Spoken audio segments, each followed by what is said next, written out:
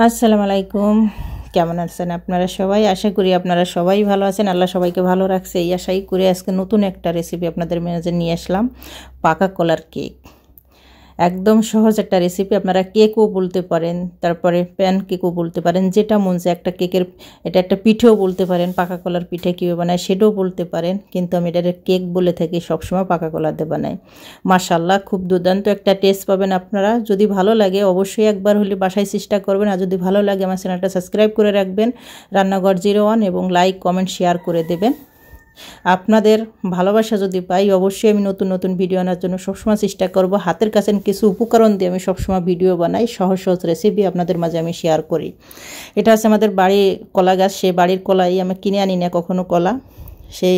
সেই কলাগুলো আমি এখানে কয় পিস আমি এখানে কলা নেব। এখন আমি চুলে স্কিনটা ফেলাই দিতেছি, উপরে যেটা সেটা আমি নিতেছি। এরকমই আমি কলাগুলো চুলে নিব। আপনারা এখানে চাইলে এই কলার বদলে, এই কলা যদি না থাকে আপনারা সাগর কলা দিয়ে বানাতে পারেন। সাগর কলার কিন্তু অনেক ভালো হয় এই কেকটা, কিন্তু সাগর কলা দিয়েও কিন্তু পারফেক্ট একটা কেক পাবেন। এখন আমি 2 ভাগ করে নিতেছি, মাঝখানে দিয়ে একটা ছুরির সাহায্যে আমি 2 ভাগ করে কেটে নিতেছি। দেখুন আমি কিভাবে কাটতেছি। আমার পুরো কলাগুলো মানে পরিষ্কার করা হয়ে গেলে আমি সাইডে রেখে দেবো কেটে, তারপরে যাব মেন প্রসেসিংয়ে।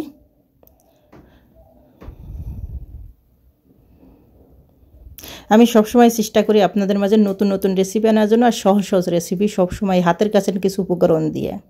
এখন এখানে আমি একটা বল নিয়েছি ডিশ, সেখানে আমি 2টা ডিম ব্যবহার করতেছি। আপনারা একটা ডিম দিয়েও কিন্তু এই কেকটা বানাতে পারেন, সমস্যা নাই, কিন্তু আমি একটা টেস্টের জন্য 2টো ডিম দিয়েছি। 2টো ডিম, আর আমি 1 কাপের থেকে সামান্য একটু কম আমি এখানে চিনি ব্যবহার করেছি। ডিম আর চিনি দুটোই আমি সুন্দর করে মিক্স করে নেব, যত সময় চিনিটা না গলে যায়।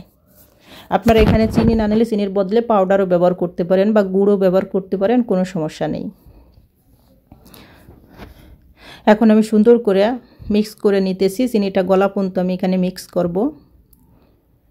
আমার চিনিটা দেখুন গলা হয়ে গেছে। দেখুন আমার চিনিটা কিন্তু ডিমের কিন্তু কালারটাও কিন্তু চেঞ্জ হয়ে গেছে। এখানে আমি দুধ আলাদা আমি এক্সট্রাভাবে জাল করে আমি রেখে দিয়েছিলাম। ঘন দুধটা আমি ব্যবহার করেছি। 1 লিটার দুধ আমি জ্বালাইয়ে আধা লিটার করে নিয়েছি, সেখান থেকে আমি 1 কাপ দুধ এখানে আমি ব্যবহার করেছি। আর দিয়ে দিলাম মিষ্টির ভিতরে একটু চিনি, আমার লবণ পছন্দ, এই জন্য আমি সামান্য একটু চিমটি পরিমাণ লবণ ব্যবহার করেছি। আপনারা যদি পছন্দ না হয় তাহলে দিয়েন না। আমি এখানে 1 কাপ ময়দা ব্যবহার করেছি। 1 কাপ ময়দা আমি নিয়েছি, মেজারমেন্টের কাপের 1 কাপ ময়দা আমি অল্প অল্প করে দিয়ে কিন্তু আমি করে নিয়েছি। অল্প অল্প করে দিয়ে কিন্তু আমি মিক্স করে নিয়েছি। একবারে কখনো দেবেন না, তাহলে হয়তো বেশি কম হয়ে যাওয়ার পরে আস্তে আস্তে দিয়ে কিন্তু আমি মিক্স করে। দেখুন আমার ব্যাটারের টেক্সচারটা দেখেন যে কিরম হয়েছে, না ঘন না পাতলা। এখানে আমি ফিনাইল এসেন্স ব্যবহার করেছি আধা চামচের মতন। আমি বেশি পেপার অত দেই নাই, আধা চামচের মধ্যে। আপনারা 1 চামচ ব্যবহার করতে পারেন, যত 2টো ডিম আমি আধা চামচের মতন ব্যবহার করেছি। আর এখানে আমি 4 চামচের মতন রেগুলার রান্নার তেল 4 চামচ আমি ব্যবহার করলাম। এর বেশি আমি ব্যবহার করি না, 4 চামচ ব্যবহার করতে হবে। 2টো ডিমের জন্য 4 চামচ রেগুলার তেল এনাফ। দেখুন আমার ব্যাটারের টেক্সচারটা দেখুন যে কেমন হয়েছে, না পাতলা না ঘন। দেখুন এরমটাই কিন্তু হতে হবে, কেন কি এটা কিন্তু আমি পুরো চুলায় কিন্তু আমি কুক করব। এই জন্য আমি আগে একটা তাওয়া বসাই দিয়েছি, যে তাওয়াতে আমরা রুটি করে, তারপরে একটা আমি ফ্রাই প্যান দিয়েছি। আপনারা ননস্টিক যদি স্টিলের কোনো তাওয়া থাকে সেটাই কিন্তু আপনারা বানাতে পারেন, কেন কি আমার কাছে সেটা ছিল। কিন্তু আমি এটা আমার মনে হয় যে ফ্রাই প্যানে আপনারা গ্যাসের চুলো বানাতে পারেন, কিন্তু নর্মাল একদম মিডিয়াম আঁচ থাকতে হবে। মাইক্রোওভেনে আরও বেশি ভালো হবে, তাও কোনো সমস্যা নাই। কিন্তু এখানে আমি ফ্রাই প্যানটা ব্যবহার করেছি মানে দ্রুত উঠে যাওয়ার জন্য, যাতে না পুড়ে যায় সেজন্য। এখন এখানে আমি 1 চামচ ঘি ব্যবহার করেছি, কিন্তু ঘি বা বাটার ব্যবহার করবেন, তেল ব্যবহার করা যাবে না, তাহলে আপনারা ওই ঘ্রাণটা পাবেন না। ঘি দিলে কিন্তু খুব সুন্দর একটা ঘ্রাণ আসবে। এখন আমি এটা সুন্দর করে একটু নেব, গলিয়ে নিয়েছি, আর একটু গরম হইতে হবে। এর মধ্যে কিন্তু আমার চুলের আঁচটা কিন্তু একটু বেশি আছে, মিডিয়ামের চেয়ে একটু বেশি আছে। তারপরে এখানে আমি চিনি দিয়ে দিতেছি। চিনি আমি 3 চামচের মতন চিনি এখানে আমি ব্যবহার করেছি। এখন চিনিটা এই পথে নেমে আমি বেশি গলিয়ে নেব না, আমার ক্যারামেল এই মুহূর্তে দরকার। এই মুহূর্তে ক্যারামেল করা যাবে না, আপনার ক্যারামেল পরে করতে হবে। যখন দেখবেন এটা রান্না হবে তখনই আপন এসেই কিন্তু ক্যারামেল হয়ে সুন্দর একটা কালার চলে আসবে। আমি সব দিক থেকে আমি ছড়িয়ে দিয়েছি, যাতে শুধু চিনিটা হালকা একটু মানে এই সাথে ঘির সাথে একটু বসে যায়। দেখুন আমি কিভাবে করতেছি, আমার চিনিটা কিন্তু গলে না। আমি শুধু এখন ঘির সাথে আমি চিনিটা কিন্তু একটু মিক্স করে দিতেছি, যাতে ঘির ফ্লেভারটা পুরো চিনিতে পাওয়া যায়। আর এটা কিন্তু খুব সহজ একটা রেসিপি, হাতের কাছে কিছু উপকরণ দিয়ে কিন্তু আপনারা এই রেসিপিটা বানিয়ে নিতে পারেন। খুব টেস্টি আর সুস্বাদু একটা খাবার। এখন দেখুন আমার ক্যারামেলটা কিন্তু গলে নাই, এক ফুটও কিন্তু গলা যাবে না, ক্যারামেল হওয়া যাবে না, কিন্তু চিনিটা আস্তে আস্তে আলাম আলাম থাকবে। এখানে পাউডার ব্যবহার করা যায় না, আলাম আলাম থাকবে। দেখুন আলাম আলাম রয়েছে। এই মুহূর্তে আমি এই কলাগুলো দিয়ে দিতেছি, এক একটা করে আমি খুব সুন্দর করে সাজিয়ে নিতেছি পুরো কলাগুলো। এই চুলার আঁচটা কিন্তু এই মুহূর্তে একটু আমার মানে একদম ফুল আছে। আমি এরপর কিন্তু একদম মিডিয়াম টু লো আছে আমি এই পুরো কেকটা আমি বেক করে নেব চুলাতেই। আপনারা ওভেনও করতে পারেন, গ্যাসের চুলোতেও করতে পারেন, কিন্তু সেখানে কিন্তু আপনার নর্মাল হিটে রাখতে হবে। আমি কলাটা কিন্তু বসাই দিয়েছি, বসাই দিলে কিন্তু এখনই আমি এখানে যে ব্যাটারটা আমি কেকের ব্যাটারটা বানাই রাখছিলাম, দেখুন থিকনেস আপনারা বুঝতে পেরেছেন। এখন আমি লাস্টে কিন্তু 1 চামচের মতন বেকিং পাউডার ব্যবহার করেছি। লাস্টে এখান থেকে প্রথম দেওয়া যাবে না, লাস্টে দিতে হবে। এখন আমি পুরো ব্যাটারটা এখন আমি কলার উপরে ঢেলে দিলাম, পাকা কলার উপরে যেটাতে এই পুরো ব্যাটারটা আমি কলার উপরে ঢেলে দিয়ে এখন আমি এটা চুলে এখন কুক করে নেব। হয়তো একটু মিডিয়াম আঁচে দিলে হয়তো আপনার 30 মিনিটের মতন লাগতে পারে।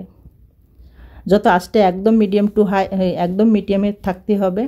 এই জন্য হাই হিটে এটা কখনো কুক করা যাবে না, তাহলে আপনার নিচের কলাগুলো কিন্তু পুড়ে যাবে, একদম কালশির হয়ে যাবে আর তিতো লাগবে। এই জন্য একদম লো আছে কিন্তু এটা বেক করে নিতে হবে। মাঝে সাঝে অবশ্যই একটু চেক করে নেবেন। দেখুন আমার চুলের আঁচটা আমি যত চুলোয় বেক করেছি, দেখুন আমার চুলের আঁচটা কিন্তু একদম মানে নিবে বা চলতেছে, একদম নর্মাল, একদম মিডিয়াম এসছে, আরও নর্মাল আমি করে দিয়েছি। যখন দেখবো যে চারি চতুর্থে ছেড়ে দিয়েছে আমার, তলে বুঝতে হবে আমার তলার পাশ একদম নিচের পাশ হয়ে গেছে। তখন আমার কিন্তু এটা কিন্তু কেকটা কিন্তু একটা স্টিলের প্লেট নেন বা ঘি মাখাই নেবেন, তাহলে উল্টেই দিতে। দেখুন আমি কীভাবে উল্টে দিলাম, একটা প্লেটের উপরে ঢেলে কিন্তু আমি উল্টেই দিয়েছি। আর দেখুন এটা যে কালো দেখা যাচ্ছে, এটা কালো না, এটা একদম খয়েরি একটা কালার আসছে। কিন্তু এই যে ক্যারামেলটা যে চিনি, সেটা কিন্তু ক্যারামেল হয়ে কিন্তু এত সুন্দর একটা কালার আসছে। এটা কিন্তু পড়ে নাই, এটা ভাববেন না যে এটা পুড়ছে, কিন্তু খুব মিষ্টি একটা কালার আছে, খুব সুন্দর একটা কালার আসছে। মাশাআল্লাহ দেখুন কি সুন্দর কালার আছে। কেন আমি উল্টে দিয়ে এখন মাত্র আমি 2 মিনিট এখানে কুক করে নেব। উপর পাশে আমি মাত্র 2 মিনিট কুক করে নেব। কেন আমার পুরো কেকটা হয়ে গেছে, 2 মিনিট আমি কুক করে নিলে আমার কুক করা একদম শেষ। পুরো কেকটাই আমার রেডি, পাকা কলার কেক।